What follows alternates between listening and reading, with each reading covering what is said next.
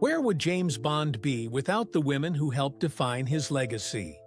For decades, the so-called Bond girl has been one of cinema's most recognizable and controversial roles. At times, these characters have been reduced to little more than glamorous distractions with outlandish names. But at their best, they've outshined 007 himself, bringing sharp wit, bravery, and depth to the screen. As the franchise has evolved, so too have its leading women, transitioning from fleeting companions to powerful allies.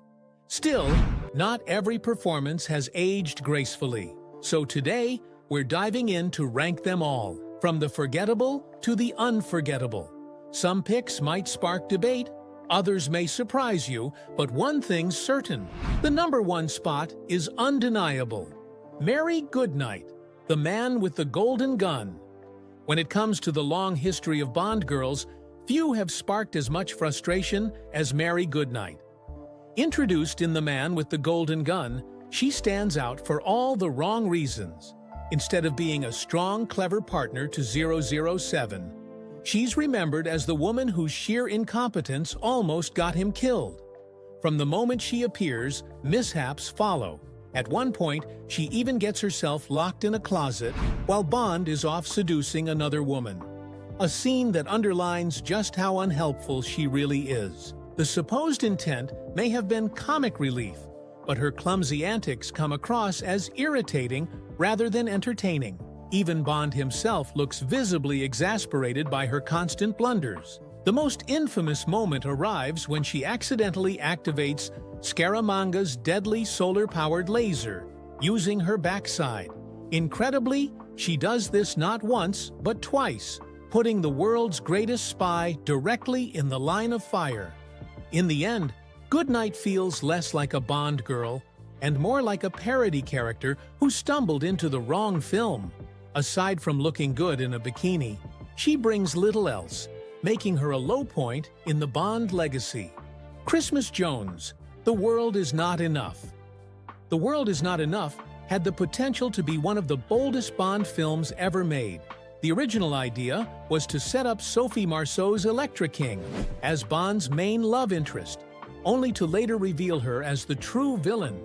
It was a daring twist that could have reshaped the formula, but instead, the film retreated back into familiar territory. Rather than ending with Bond facing the fallout of betrayal, the story suddenly introduced Dr. Christmas Jones, a nuclear physicist who became the last-minute Bond girl. Her arrival feels abrupt. She is first encountered in Kazakhstan, and after being rescued from an explosion, she begins tagging along on Bond's mission. While her technical knowledge is essential to understanding the villain's plan, the way she is inserted into the narrative makes the shift feel forced. The ending then falls back on tradition, closing with a sudden romantic scene that clashes with the darker, more serious tone of what came before. The real issue lies in the casting. Denise Richards, with her youthful look and Valley Girl delivery, never convinces as a scientist. Instead of elevating the film, her character undermines its impact, leaving the impression of a wasted opportunity. Stacey Sutton, A View to a Kill. Stacey Sutton, introduced in A View to a Kill, comes from wealth as the heiress to a California oil empire. But she isn't just another socialite. She's also a trained geologist, which puts her directly in the crosshairs of Max Zorin, the film's villain. Zorin's obsession with acquiring her company shares drags Stacey into endless legal battles that drain her finances and leave her vulnerable. While her background sounds promising on paper, Stacey has long divided Bond fans. Many argue she falls into the same trap as characters like Christmas Jones, looking too young and delicate to be fully believable as a scientist. Still, she manages the role with more credibility than Richards did years later. The bigger issue lies in her on-screen pairing with Roger Moore. By this point, Moore was in his late 50s, older than Tanya Roberts' own mother, and their romantic dynamic often comes across as awkward and unsettling. Behind the scenes, tension between Roberts and Moore reportedly added to the lack of chemistry. On screen, Stacy's tendency to scream in distress grated on some viewers, overshadowing the moments where she genuinely contributed, especially in the finale. Ultimately, audiences left remembering Zoran's henchwoman Mayday more vividly than the supposed leading lady. Cara Malavi, The Living Daylights. Cara Malavi holds a rare place in the Bond franchise as the sole Bond girl of The Living Daylights.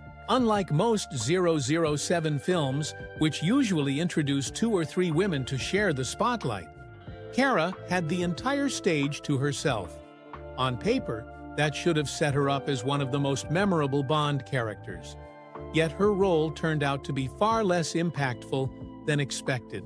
After her early scenes, Cara's presence in the story quickly loses weight. Aside from being manipulated into drugging Bond on behalf of the villain, her involvement barely connects to the main plot. For much of the film, she becomes little more than someone for Bond to rescue, sidelined rather than developed into a meaningful partner. Performance also played a part in the disappointment. Mariam Dabo's attempt at a Russian accent fell flat, and the lack of chemistry between her and Timothy Dalton left their romance feeling hollow. Even Cara's more adventurous moments bordered on unintentionally comical, like the infamous scene where she tries to fly a plane, completely unaware that she is steering directly into a mountain. With clear skies ahead, the mistake felt less like tension and more like a missed opportunity, cementing Cara as one of the weaker Bond heroines. Plenty O'Toole, Diamonds Are Forever. Plenty O'Toole is one of the strangest names to ever appear in the Bond universe, and somehow it guaranteed her a place in pop culture history. Yet, when looking at her actual role in Diamonds Are Forever, the hype feels completely unearned. She appears briefly at a Las Vegas craps table, clings to Bond in a failed attempt at seduction, and follows him back to his hotel room. Within moments, she's tossed out of a window and lands safely in a pool. That scene could have been her exit, but the film oddly brings her back only to reveal her lifeless body floating in Tiffany Case's pool. An event never explained and left hanging without purpose. What makes her stand out isn't any depth of character or contribution to the plot, but rather a campy name and the way the camera lingers on her. Lana Wood's performance, unfortunately, lacked the spark needed to elevate the role, especially when compared to her sister Natalie's celebrated screen presence. In the end, Plenty O'Toole didn't move the story forward or build any real chemistry with Bond. Still, she remains etched in memory, proof that sometimes a name alone can be enough to cement a legacy. Rosie Carver, Live and Let Die. Rosie Carver is one of the more unusual figures in the Bond franchise, remembered less for her skill and more for how disastrously unqualified she seemed for the role she was given. On paper, she had the makings of something special. As one of the very few black Bond women in the series, her presence was groundbreaking. Yet her actual execution in the story left audiences puzzled. Introduced as an MI6 field agent, Rosie quickly reveals another layer. She is secretly working for the villain Kananga. Her mission is straightforward: seduce Bond and lead him to his death. The problem is that Rosie never once feels like a capable professional. Lacking confidence at every turn, she comes across more frightened than dangerous, constantly trembling as if she knows she is in over her head. Despite her nerves, Rosie does manage to spend the night with Bond, and even attempts to set him up for an ambush. But her double game collapses almost immediately. Instead of pulling off her mission, she ends up executed by Kananga himself, killed by one of his bizarre voodoo-inspired contraptions. Rosie Carver remains a rare and notable Bond girl, though remembered more for wasted potential than true impact. Paris Carver, Tomorrow Never Dies. Paris Carver in Tomorrow Never Dies is one of those attempts by the Bond franchise to force a love story that never quite works. The producers clearly wanted audiences to see her as a figure from Bond's past, hinting at some deep connection that places her alongside Tracy DiVincenzo. the one woman who truly changed Bond's life. But the comparison only highlights how thin her character really is. Unlike Tracy, Paris is never given the time or development to make her presence feel meaningful. Her sudden reappearance in Bond's life is treated as if viewers should automatically invest in her fate. The script leans on implication rather than building an actual relationship, moving quickly from a supposed history to a rushed affair, and then to her predictable death. The tragedy the filmmakers seem to want simply doesn't land, because nothing about her character earns it. Adding to the problem, Terry Hatcher's performance feels detached, as though she herself was never convinced by the material. Paris Carver ends up as another recycled trope, the villain's wife who falls for Bond and pays the price. Instead of leaving an emotional impact, her character feels more like an afterthought. Magda, Octopussy. Magda is one of those Bond women who begins with tremendous promise, but ends up almost forgotten by the film itself. Introduced in Octopussy as a mysterious and acrobatic figure, she immediately brings intrigue and danger to the story. In her early scenes, she feels like someone who could stand alongside Bond as a true player in the plot. Her moments are unforgettable at first. She shares an intimate encounter with 007, reveals her small octopus tattoo, and then executes a daring gymnastic escape out of his window, Fabergé egg in hand. It is the kind of stylish, over-the-top sequence that cements a character in the Bond universe. Yet once Octopussy enters the narrative, Magda all but disappears. She drifts into the background, appearing only as part of fight scenes or as one of Octopussy's followers. Stripped of the presence she had at the start, by the film's second half, her voice is gone, her agency erased, and her potential wasted.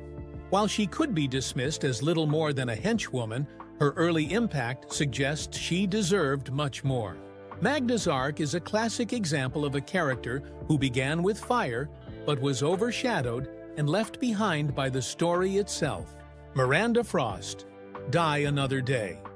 Miranda Frost in Die Another Day is the kind of character you can see coming a mile away. With a name like Frost in a Bond film, it's obvious she's meant to be the cold, untouchable woman who eventually betrays 007. The film leans into the tired stereotype of the frigid woman as villain, presenting it as if that alone counts for character development. Her role in the story is straightforward, but uninspired. Frost is introduced as an undercover MI6 agent, posing as the publicist for Gustav Graves, a flashy playboy who is secretly one of the franchise's most over-the-top villains.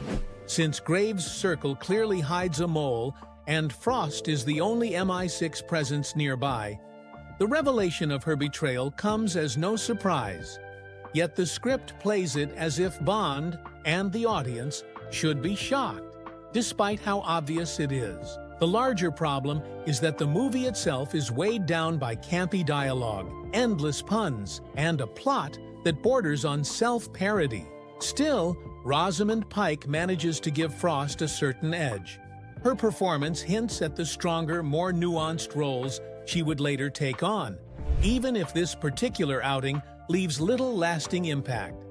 Lucia Ciara, Spectre. Monica Bellucci made history in Spectre by stepping into the role of Lucia Ciara at age 50, becoming the oldest woman ever cast opposite James Bond. That milestone shattered the record set by Honor Blackman's Pussy Galore more than a decade earlier. Bellucci even pushed for the more fitting title of Bond Lady, underlining the maturity and presence she brought to the part. Her Bond debut was a long time coming. She had been considered for roles during the Pierce Brosnan era, but those opportunities went to other actresses with bigger names at the time.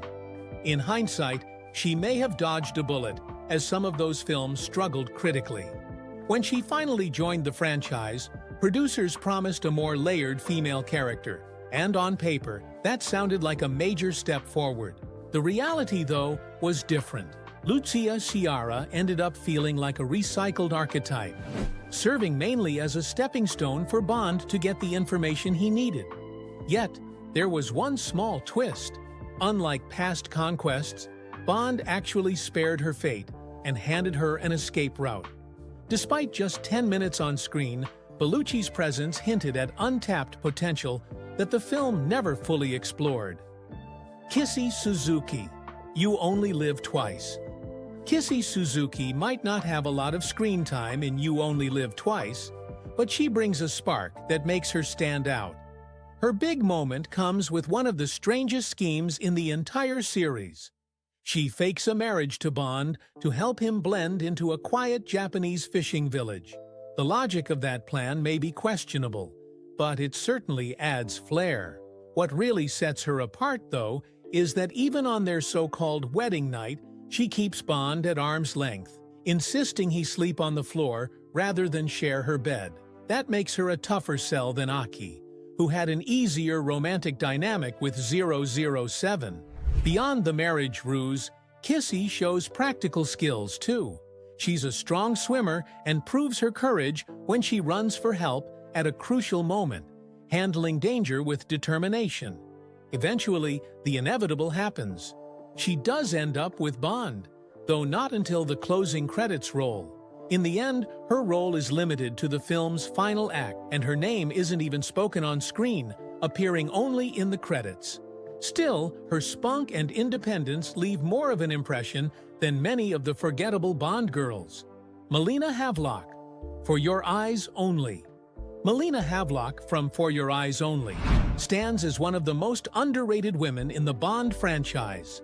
Played by Carol Bouquet, she brought a mix of elegance, intelligence, and deadly determination that set her apart from so many others. While her name doesn't always appear in conversations about the most iconic Bond characters, her role deserves far more recognition. What makes Melina unforgettable is her personal mission. After her father is murdered by a powerful Greek businessman, she sets out on a relentless path of vengeance. Her pursuit eventually collides with Bond's own investigation, creating a partnership filled with tension and purpose. Unlike many women who fall into the background, Melina carried a quiet intensity that threatened to outshine Bond himself. The strength of her character came not just from her beauty, but from the emotional weight she brought to the story. She wasn't a simple sidekick. She was a driving force, a partner with her own motives and edge. Armed with her signature crossbow and fueled by grief, Melina proved herself as one of the most compelling figures in the series. Even without delivering the final blow to Christatos, she remains a standout presence, leaving a lasting mark on the Bond legacy. Mayday, A View to a Kill. Grace Jones's Mayday stands out as one of the most unforgettable figures in the Bond franchise. While many Bond women blend into the background, Mayday made sure you never forgot her. With her striking androgynous beauty and bold 80s style, she brought a presence that was both glamorous and menacing. She wasn't just another accessory to Bond, she was a force, a henchwoman who could take control of a scene with sheer intensity. Her loyalty to Max Zorin, both as his lover and assassin, defined much of her role, but her true power came when that loyalty was betrayed. After Zorin left her to die in an explosion designed to wipe out Silicon Valley, Mayday refused to be just another casualty of his ambition. Instead, she switched sides, helping Bond move the bomb out of harm's way. In one of the film's most dramatic moments, she sacrificed herself, riding the explosive to her death in a final act of defiance, making sure Zorin knew she had the last word.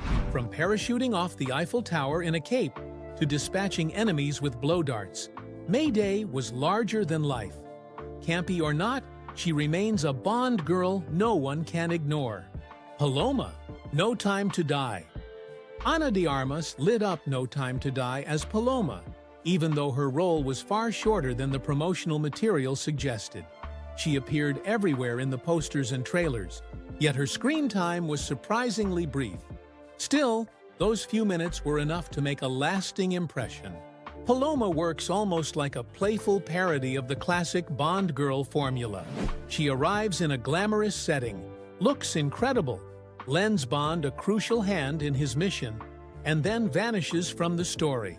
The difference here is that the film knows exactly what it's doing with her. By leaning into that trope with a wink, it turns Paloma into pure fun. Casting de Armas was a masterstroke, especially since she already shared natural chemistry with Daniel Craig from their time together in Knives Out. What makes her so memorable is the way she blends comedy and action. One moment, she's fumbling with nerves like an inexperienced agent, and the next, she's dismantling enemies with breathtaking skill, all while maintaining effortless elegance. Paloma is in on the joke, but she's also a force to be reckoned with. That mix of charm, humor, and power makes her short appearance unforgettable. Tatiana Romanova, From Russia with Love. From Russia with Love built on the foundation of Dr. No and raised the bar for what a James Bond film could be. Sleek gadgets, high-stakes espionage, and the unforgettable train fight made it one of the franchise's most celebrated entries. Yet within all of that action, Tatiana Romanova often doesn't receive the recognition she deserves. Portrayed by Daniela Bianchi, Tatiana was more than just another Bond companion. She was the blueprint for what would become a defining pattern in the series. She begins as an adversary, drawn into a mission against Bond, only to be swayed by his charm and ultimately fall for him. This dynamic, which would later repeat across countless films, took shape with her character first. What sets Tatiana apart is the authenticity of her connection with Bond. Unlike many fleeting romances, their relationship feels layered and sincere. Her mix of vulnerability, allure, and danger helped set the tone for future Bond women. And who could forget her bold entrance, slipping into Bond's bed wearing nothing but a black lace choker? That moment captured both her daring and her elegance, solidifying her as one of the franchise's standout figures. At the heart of a great film, Tatiana's presence elevated the story and left an imprint that continues to echo through Bond history. Jinx, Die Another Day. Halle Berry's Jinx shines as the rare highlight in what is often remembered as one of the weakest Bond films, Die Another Day. While the movie itself has become infamous for its over-the-top excess and poor execution, Berry brought an energy that cut through the chaos. She was introduced as Bond's equal, and she delivered on that promise with toughness, confidence, and a sharp sense of humor. Jinx was bold, unapologetic, and in full command of her presence, whether trading barbs with Bond or diving headfirst into action. What makes her role all the more striking is how she embraced even the clunkiest dialogue, managing to give the character life in a film weighed down by its flaws. In another context, with a stronger script, Jinx could have easily stood as one of the franchise's most celebrated allies.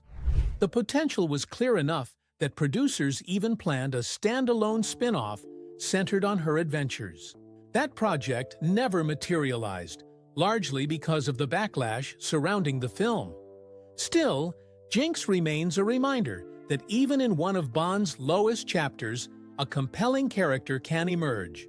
Both Halle Berry and her character deserved far better than the movie that surrounded them. Solitaire, Live and Let Die. In 1973's Live and Let Die, Jane Seymour's Solitaire stands out in a franchise that often sidelines its women. On the surface, she may not have much screen time or agency, but what sets her apart is extraordinary. Solitaire is a tarot card reader working under Mr. Big, who is eventually revealed as the villain Kananga.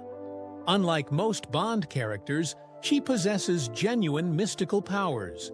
She can actually see the future. In a series built on gadgets and espionage, this supernatural edge makes her feel almost like a superhero dropped into a spy thriller. But of course, Bond being Bond, that power doesn't last. Once Roger Moore's 007 seduces her, Solitaire loses both her virginity and her abilities. It's an unfortunate trade-off that leaves her more vulnerable. But even then, Seymour's performance ensures she remains unforgettable. From the very first meeting with Bond, she commands the scene. When the secret agent draws a tarot card labeled The Fool, she delivers a sharp verbal jab, holding the upper hand.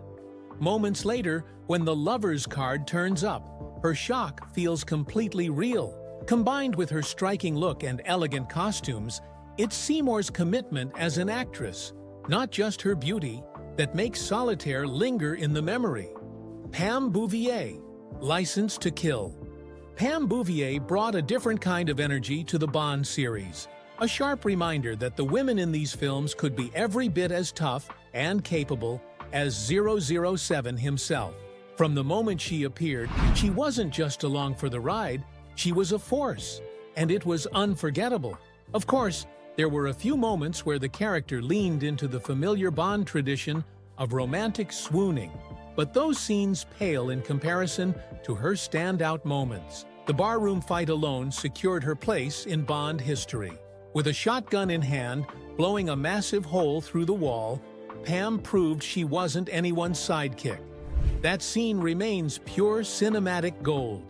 Actress Carey Lowell gave Pam her fire and presence, creating one of the most memorable roles of her career. Even after stepping back from Hollywood in the 2000s, she valued the character enough to return and voice Pam in the 2012 video game 007 Legends.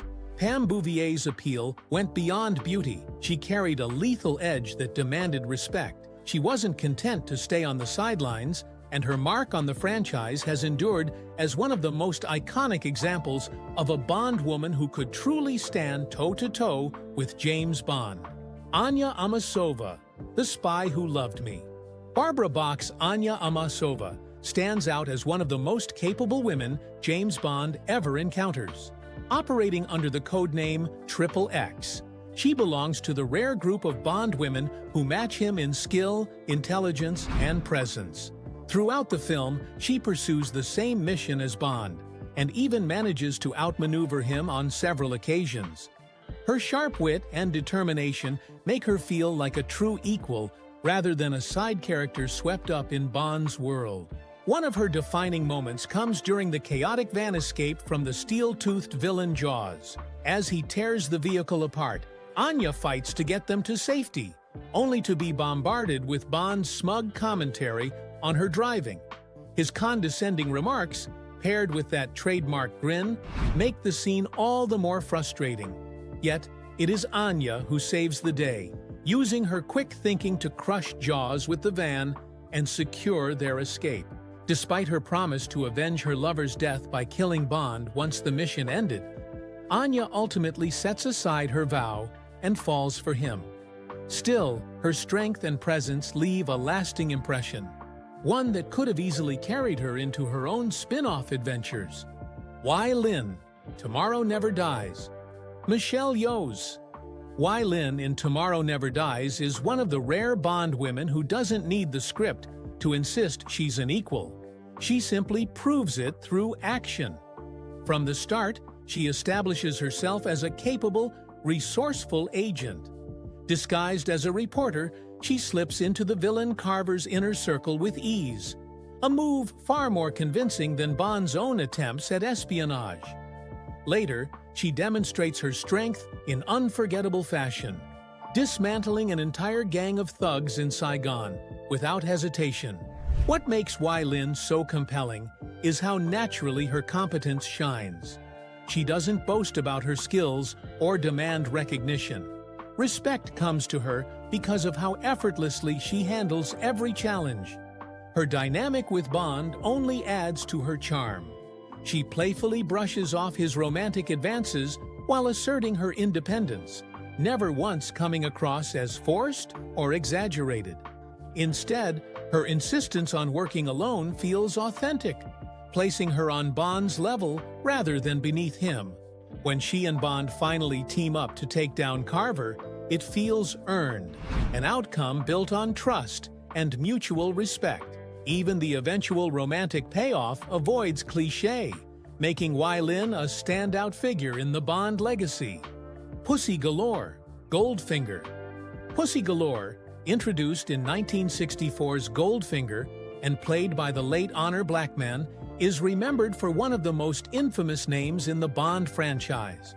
While earlier characters like Honey Rider carried suggestive undertones, Pussy Galore's name was far more blatant, which is unfortunate because the character herself was far from a joke.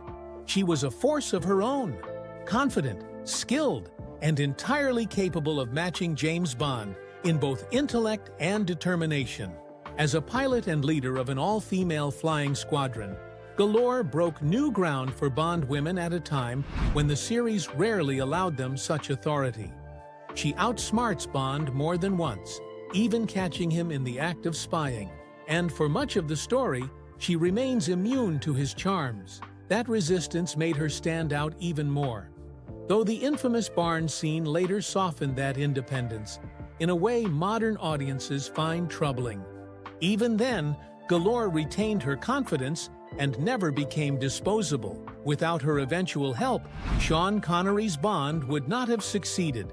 She proved that female characters could be more than fleeting distractions, setting a precedent for stronger, more independent Bond women in the years that followed. Honey Rider, Dr. No. When people talk about the most unforgettable moments in cinema, Honey Rider's entrance in Dr. No always makes the list. Played by Ursula Andress, she wasn't just another character. She defined what it meant to be a Bond woman.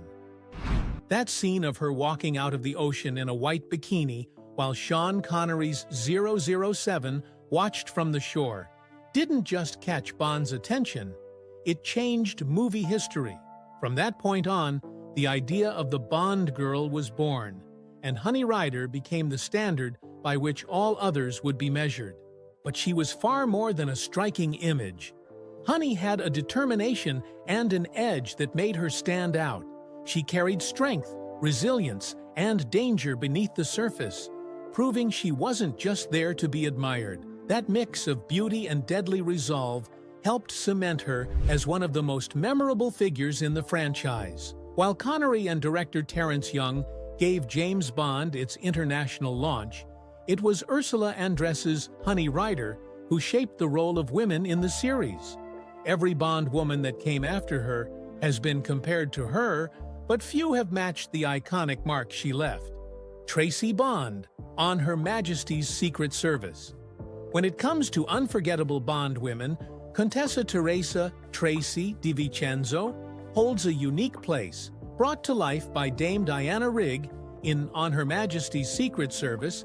She wasn't just another addition to the long list of Bond companions, she was something entirely different. Rigg gave Tracy depth, complexity, and humanity, turning her into one of the few women in the series who felt like a fully realized character rather than a collection of familiar tropes. Tracy's journey carried a wide emotional range. She moved seamlessly from moments of vulnerability and desperation to bursts of joy and determination, making her presence feel authentic to the story. She was also capable in ways Bond's partners rarely were, even taking the wheel in a rally car sequence that turned a chase into one of the film's most thrilling highlights. Yet her greatest impact came in tragedy. After becoming the first woman James Bond married, her life was cut short in a devastating drive-by shooting. That moment not only shaped the ending of the film, but also haunted the franchise itself, with later Bonds still acknowledging her memory. Tracy Bond became the one loss James could never truly escape. Vesper Lynd, Casino Royale. Casino Royale shifted from being a strong Bond entry to a truly legendary film the moment Vesper Lynd stepped onto the screen. Played by Eva Green, she wasn't just another striking presence opposite Daniel Craig's newly minted 007. She became the spark that redefined the franchise. Their first meeting on the train remains one of the most finely written and performed exchanges in Bond history, with sharp dialogue that instantly set the tone for their relationship. What made the scene unforgettable wasn't simply the clever words, but the way Vesper read Bond with precision. She dissected him piece by piece, his military background, his charm, even the disdain with which he wore his perfectly tailored suit. In doing so, She became the first woman who truly matched him in intelligence, wit, and presence. For once, Bond wasn't the only one in control. That foundation made his eventual love for her not only believable, but essential to the story. Their bond felt emotionally genuine, in a way no previous romance in the series ever had. Even with her eventual betrayal, the chemistry between Craig and Green was undeniable. Vesper Lynd didn't just challenge Bond, she reshaped him for a new era.